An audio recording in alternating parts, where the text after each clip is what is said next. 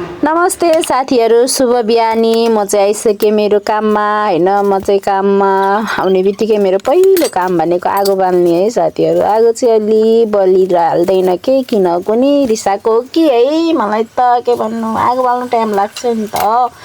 अनि त्यसपछि पकाउँछु सेलरोटी खासै मलाई नि बनाउन आउँदैन। त्यसपछि सेलरोटी बनाउँछु अनि दुध तताउँछु, चिया बनाउँछु है। अनि चाउमिन हुन्छ, मोमो हुन्छ, सेलरोटी हुन्छ बिहान खाजा नास्ता। अनि के को लागि यति धेरै भन्नु होला, किनभने यो चाहिँ मेरो क्यान्टिन हो है साथीहरू। यसको फुल भिडियो क्यान्टिन हेर्न चाहनुहुन्छ भने मेरो भिडियो अन्तिमसम्म हेर्नु होला। अनि मेरो भिडियो हजुरहरूलाई कस्तो लाग्छ र कहाँबाट हेर्दै हुनुहुन्छ कमेन्ट गर्नु होला, फलो गर्नु होला। म नि फलो ब्याक कमेन्ट सबै गर्ने नै छु भन्दै यतिखेर चाहिँ लगभग सबै सिद्धिसक्या हुन्छ। म्यामहरू आउनुहुन्छ, खाजा खानुहुन्छ।